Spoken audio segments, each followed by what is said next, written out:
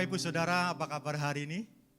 Saya senang sekali bisa berjumpa kembali dengan Bapak Ibu Saudara pada hari ini. Walaupun secara online, tapi hati kami, hati kita semua bersuka cita ingin memuliakan nama Dia. Bapak Ibu siap memuji nama Tuhan? Mari kita sama-sama bangkit berdiri, kita akan berdoa. Haleluya. Bapa kami dalam surga, kami bersyukur pada hari ini kami boleh datang kepadamu untuk memuji dan memuliakan nama Tuhan. Walaupun secara virtual Tuhan, tetapi hati kami melimpah dengan syukur kepada Tuhan. Ingin menyatakan kasih setia kami kepada Tuhan melalui puji-pujian dan penyembahan kami. Kuduskan dan sucikan hati kami Tuhan, agar kami boleh layak untuk memuji dan memuliakan nama-Mu. Kami siap memuji dan memuliakan nama-Mu. Mari saudara yang siap memuji Tuhan, sama-sama berkata, amin. Haleluya. Mari kita bersuka cita, kita bertepuk tangan, bersorak-sorai meninggikan namanya. Tuhan yang memberikan kemenangan bagi saya dan saudara. Haleluya. Tuhan memberiku kegirangan dan sukacita melimpah, minyak yang baru dicurahkan. Haleluya.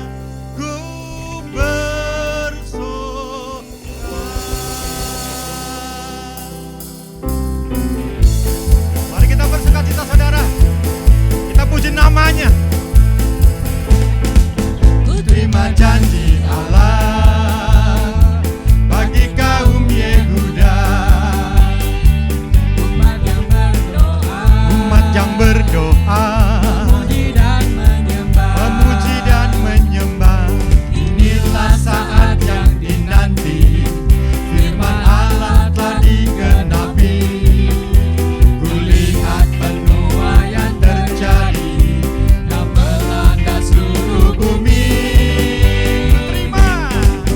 Terima janji Allah bagi kaum Yehuda, umat yang berdoa, memuji dan menyembah. Inilah saat yang dinanti, firman Allah telah digenapi. Kulihat penuaian terjadi yang melanda seluruh bumi.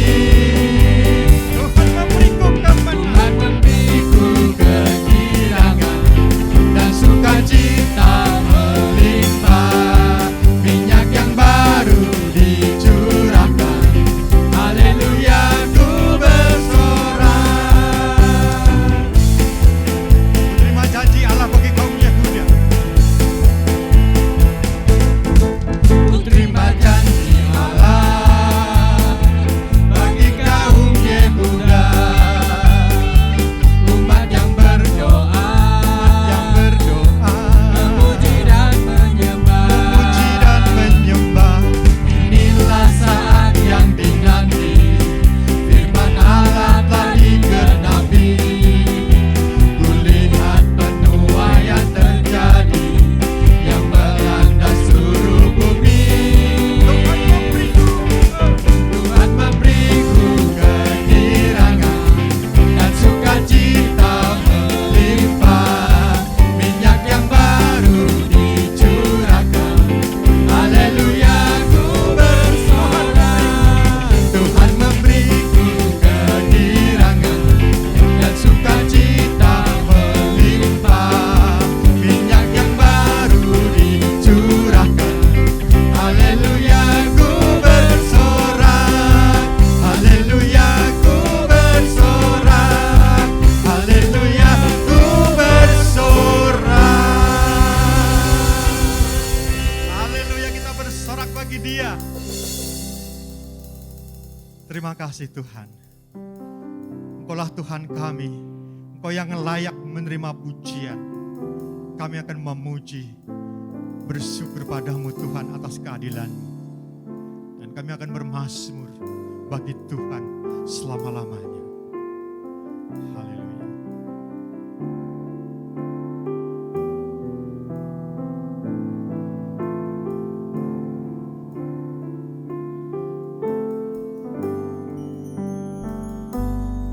Aku hendak bersyukur pada Tuhan karena keadilan-Nya, dan bermazmur bagi nama Tuhan yang maha tinggi. Ya Tuhan, Tuhan kami, betapa mulianya nama-Mu, Tuhan kami, dimuliakan atas bumi. Aku hendak bersyukur padamu, bersyukur pada Tuhan karena keadilan-Nya, dan bermazmur bagi nama Tuhan yang maha tinggi. Ya Tuhan, Tuhan kami, betapa mulianya nama-Mu, Tuhan kami, dimuliakan atas seluruh bumi. Ya Tuhan kami, ya Tuhan, Tuhan kami, betapa mulianya nama-Mu, Tuhan kami, dimuliakan, dimuliakan, dimuliakan, dimuliakan, dimuliakan atas seluruh bumi. Haleluya, Engkau layak disembah, Engkau layak dimuliakan seluruh bumi. Haleluya, kami memuji kebesaran-Mu. Haleluya, glory bagi-Mu Tuhan di tempat yang maha tinggi. Kami menyembah-Mu. Haleluya, terpujilah nama-Mu. Haleluya, terima kasih untuk kehadiran-Mu. Haleluya, terima kasih Tuhan. Haleluya, terima kasih Tuhan.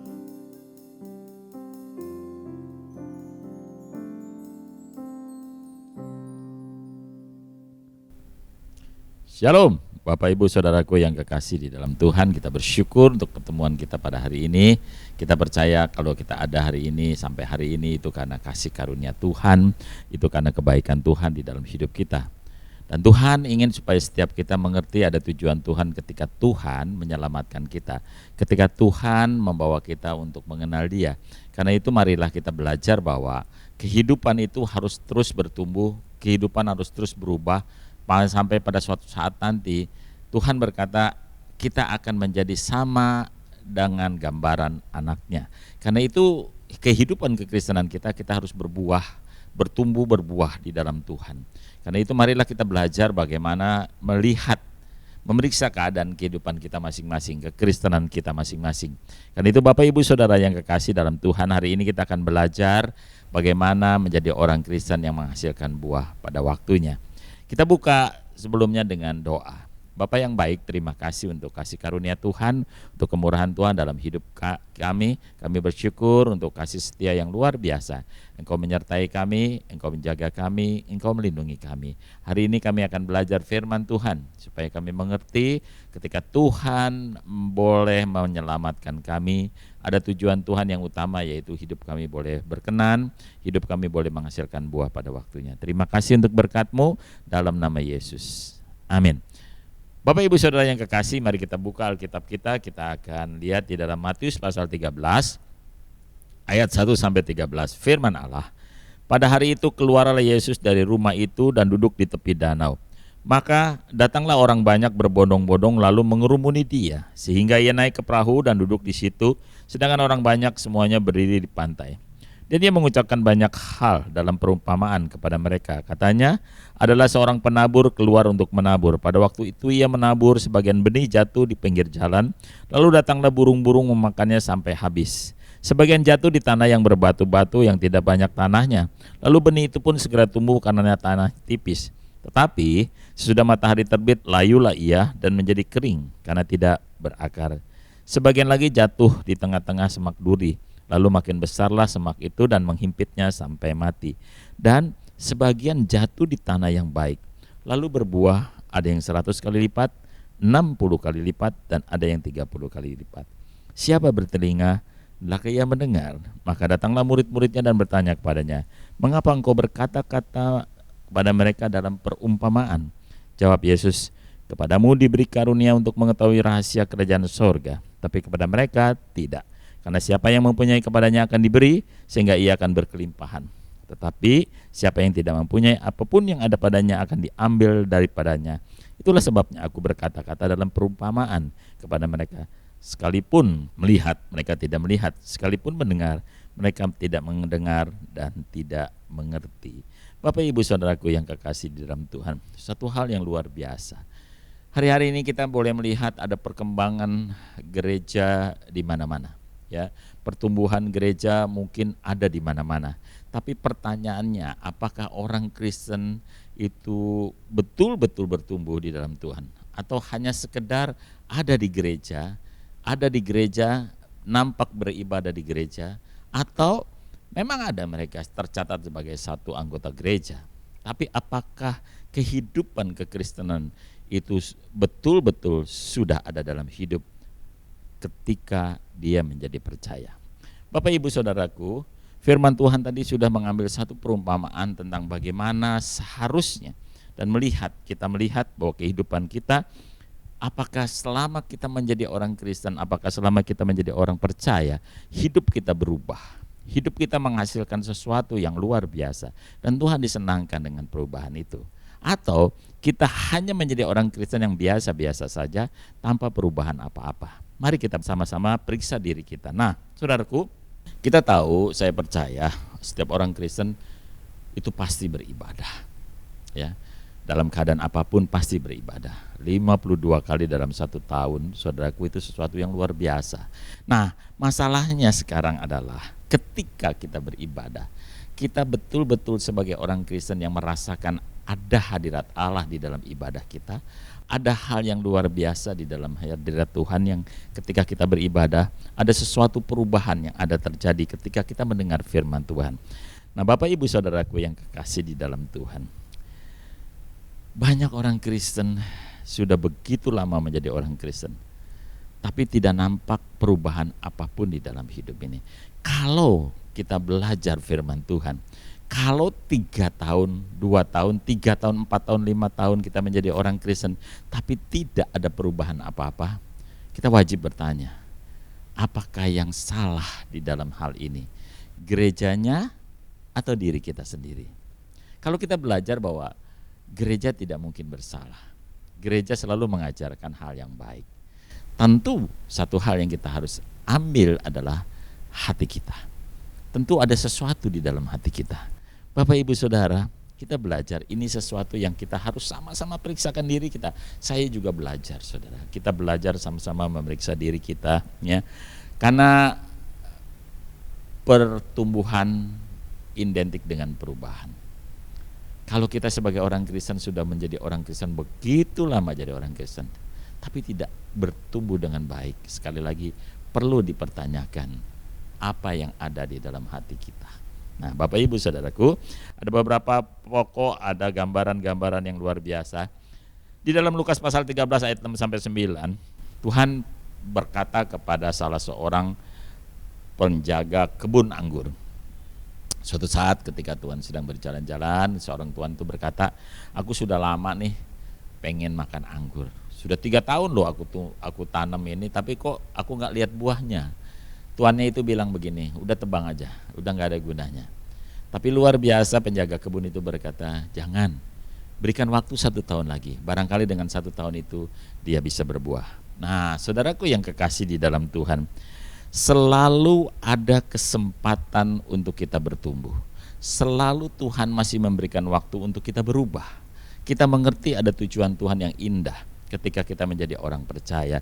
Tuhan masih memberi kesempatan untuk kita mengalami perubahan.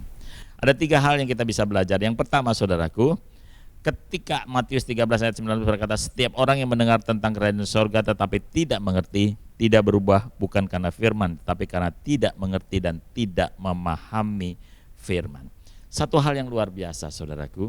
Yang pertama, kita harus memeriksa apakah hati kita itu masih ada kekerasan. Ya, kita menolak firman. Firman disampaikan, kita dengar, ya. Kita mungkin berpikir gini, ya. Kita kayak ibadah, kita dengar firman Tuhan, kita dengar firman Tuhan disampaikan, kita mulai berpikir, ini firman Tuhan cocoknya buat si A, buat si B nih, ya. Firman Tuhan ini bagus buat si A, buat si B. Tapi tidak pernah mengena untuk dirinya sendiri. Ini firman Tuhan aku akan pakai, aku akan ambil untuk memberitahu kepada orang-orang lain, ya. Saudaraku, ini hati yang keras, hati yang tidak bisa ditanam oleh firman Tuhan. Kenapa? Karena dia merasa paling baik, karena dia merasa paling benar, karena dia merasa paling suci. Sehingga pada akhirnya firman tidak bisa bertumbuh di hati orang yang sombong, di hati yang keras, di hati orang yang merasa paling baik, di hati seorang yang paling benar sendiri. Karena itu berhati-hati dan berjaga-jaga, saudaraku. Setiap minggu kita dengar firman Tuhan. Nah, jangan-jangan kita seperti itu, rajin pergi ke gereja, tapi kita tidak pernah mengerti firman Tuhan. Gereja ke gereja sebagai orang Kristen itu hanya sekedar kewajiban. Makanya firman Tuhan mengatakan, bangsa ini memuliakan aku dengan mulutnya, dengan bibirnya, tetapi hatinya jauh daripada aku. Nah, saudaraku, apakah kita termasuk orang yang dikatakan oleh Yesus seperti ini? Kita datang ibadah setiap minggu, kita ada di gereja setiap minggu. Apakah kita memiliki firman di dalam hidup kita? Apakah firman berlalu dengan sia-sia di dalam hidup kita? Jangan menjadi orang Kristen yang sombong. Jangan menjadi orang Kristen yang keras hati. Firman itu berguna untuk hidup kita. Saudara ada di tempat ini, saudara di gereja saudara, saudara duduk mendengarkan firman Tuhan. Firman itu untuk kita semuanya. Itu yang pertama. Yang kedua, firman Tuhan dengan perumpamaan dikatakan, ada ketika ditabur, firman itu tumbuh, tapi di tempat yang tipis tanahnya dan berbatu. Lalu ini cerita tentang bagaimana ketika seorang mendengar firman Tuhan, dia sangat antusias sekali, dia senang firman Tuhan, dia sangat bersuka cita. Tetapi ketika tantangan datang, ketika masalah datang, ketika persoalan datang, dia mulai meragukan adanya Tuhan dengan kuasanya, adanya firman Tuhan dengan kuasanya. Orang dengan tipe ini saya seringkali mengatakan tipe soda, saudaraku. Ya, kalau soda itu kan kalau kita lihat limun atau minuman-minuman semacam Fanta, begitu dibuka bunyi dia shush. Lama-lama biasa lagi. Ini orang Kristen dengan tipe yang kayak gini, antusias dia, KKR ikut, ada kegerakan rohani ikut, ada doa bersama ikut, di mana-mana dia ikut. Tapi hanya sekejap, setelah itu dia pulang biasa-biasa lagi. Tidak ada lagi kelanjutannya. Dia hanya senang seperti itu. Dia senang hanya seperti kelihatan antusias. Tapi ketika pencobaan datang, mulai meragukan Tuhan. Mulai dia cari yang lain lagi. Dia mulai berpikir lagi, apakah ini salah saya? Apakah yang terjadi? Kenapa harus menimpa saya? Saudaraku, tipe seperti ini adalah tipe orang yang gampang sakit hati. Tipe ini tipis imannya, ya, gampang sakit hati, baperan, ya, kemudian suka menghina orang lain, suka banyak menilai orang lain, nggak mudah dinasehati, ya, pokoknya menganggap paling bagus-bagusnya sendiri lah. Pokoknya kalau orang-orang Jawa bilang, koyo bagus-bagus sih dewe deh, ya, saudaraku. Kadang-kadang kita berpikir, orang dengan tipe seperti ini banyak loh di gereja, saudara. Banyak di gereja orang dengan tipe-tipe kayak gini. Jangan-jangan kita juga termasuk di dalamnya. Ketika kita mendengar firman, begitu antusias, kemudian selesai sudah, kempes lagi. Nah, hati-hati dengan hal ini, saudaraku. Ada hal yang baik yang Tuhan masih ingatkan. Kita perlu lebih dekat sama Tuhan. Di zaman-zaman penuh masalah persoalan seperti sekarang ini, mari baiklah kita belajar, ya. Kita sungguh-sungguh untuk hidup benar dengan Tuhan. Ada banyak waktu Tuhan kasih untuk kita berdoa. Ada banyak waktu untuk kita membaca Alkitab. Makanya rajin baca Alkitab, saudaraku. Orang Kristen tidak akan pernah hidup. Orang Kristen tidak akan pernah bisa bertumbuh. Orang Kristen tidak akan pernah bisa berubah. Orang Kristen tidak akan pernah bisa berbuah kalau dia tidak rajin membaca Alkitab. Omong kosong. Karena itu belajarlah selalu rajin, memberi waktu untuk berdoa. Mempunyai waktu yang sungguh-sungguh, dengan sungguh-sungguh sekali disiplin membaca Alkitab. Saya percaya pasti kita akan bertumbuh. Dan yang ketiga adalah tanah yang ditabur adalah tanah yang penuh dengan semak duri. Ya, orang mendengar firman, namun karena kekhawatiran dunia ia ditipu oleh tipu daya kekayaan, menghimpit firman itu sehingga dia tidak berbuah. Nah, saudaraku, ada yang seringkali kita ada di gereja, saudaraku, dengar firman Tuhan, namun penuh dengan kekhawatiran. Pertanyaan seringkali terjadi begini. Apakah kita tidak boleh khawatir? Saya bilang boleh. Apakah wajar kita khawatir? Ya, tetapi bukan terus-menerus dalam kekhawatiran. Kekhawatiran itu ada, tapi bukan terus-menerus kita miliki di kekhawatiran itu, ketakutan itu. Kita memang bisa saja takut, kita bisa khawatir, tapi jangan untuk terus-menerus. Kita percaya, saudaraku, Tuhan itu besar. Kalau diumpamakan begini, perahu kita kecil, ombaknya besar, tapi Tuhan jauh lebih besar. Karena itu jangan pernah khawatir tentang hidup kita. Kasih karunia Tuhan itu luar biasa. Kita lihat bagaimana ketika kita baca Alkitab, ketika murid-murid Tuhan di dalam perahu terombang-ambing dengan ombak yang besar sekali, mereka menjerit, mereka ketakutan, mereka merasa khawatir, padahal ada Tuhan di situ loh, saudaraku. Tuhan sedang tertidur di dalam perahu.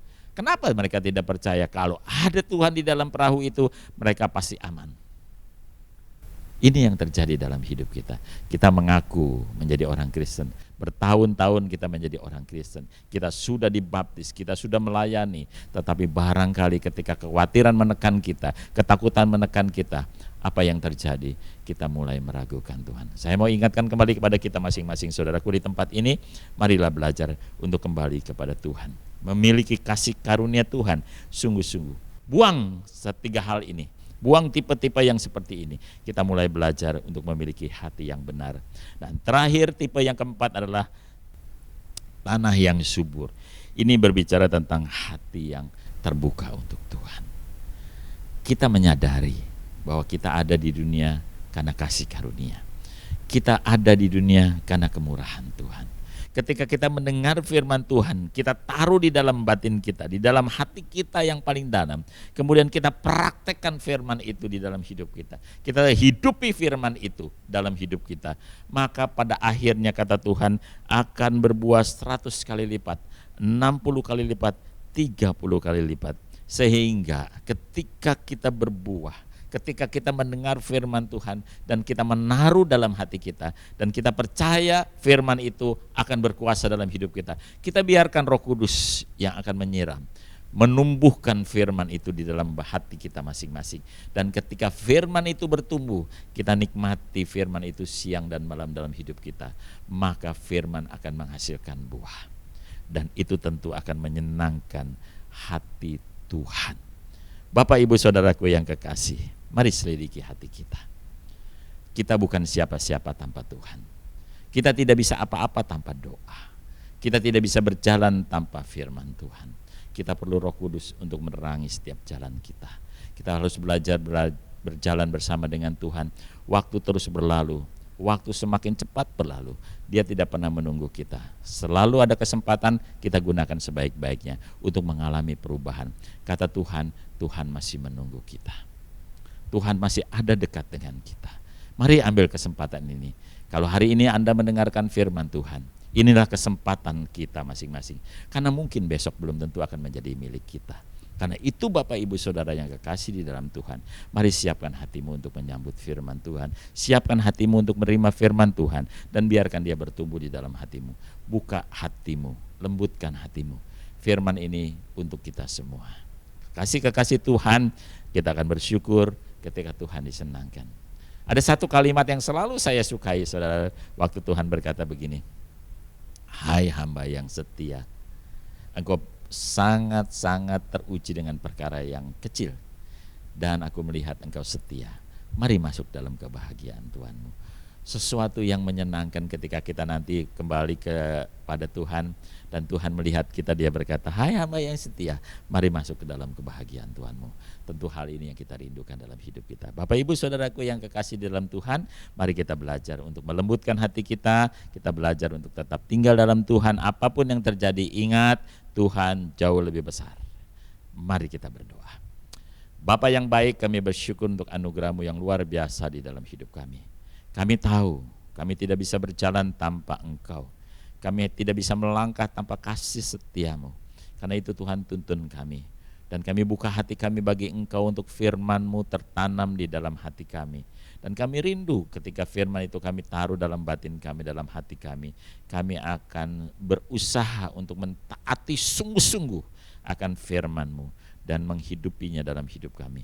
Kami percaya pada waktunya firman akan bertumbuh dan berbuah berkali lipat dalam hidup kami. Dan hidup kami boleh menjadi berkat. Hidup kami boleh berkenan kepada Tuhan. Terima kasih untuk waktu yang Kau masih beri buat kami. Untuk pada akhirnya kami harus berbuah di dalam Tuhan. Menghasilkan buah pada waktunya. Terima kasih Bapa di surga, ampuni kami kalau selama ini mungkin kami menjadi orang-orang yang bebal. Orang-orang yang tidak percaya firman. Orang yang mengabaikan firman-Mu. Karena itu Tuhan, ampuni kami. Kami buka hati kami bagi Engkau, lembutkan hati kami. Terima kasih Bapa di sorga, Engkau yang menjaga dan melindungi kami. Tuhan, kami juga bersyukur untuk waktu yang Tuhan masih beri buat kami. Kami percaya Tuhan juga memberkati langkah hidup kami, keluarga kami, saudara-saudara kami, teman-teman kami. Tuhan memberkati. Beri kami kesempatan untuk menjadi saksi-Mu Tuhan, untuk mereka yang belum percaya. Sehingga ketika mereka melihat kami berbuah, bertumbuh dan berubah, mereka akan melihat Tuhan yang hidup dalam diri kami. Bapa yang baik, kami juga berterima kasih untuk Indonesia yang kami kasihi. Tuhan memberkati negeri kami dengan kasih Tuhan. Kami rindu di negeri kami Tuhan, ada banyak orang boleh percaya kepada Engkau. Terima kasih Bapa di sorga, juga untuk gereja-gereja yang ada di Indonesia, untuk sinode-sinode yang ada di Indonesia. Tuhan yang memberkati, Engkau yang memberkati satu persatu Tuhan, setiap anak-anak Tuhan di negeri ini, agar setiap anak-anak Tuhan boleh menjadi berkat dalam hidup, sehingga mereka semua orang yang belum percaya melihat Yesus hidup dalam setiap diri orang-orang percaya di negeri ini.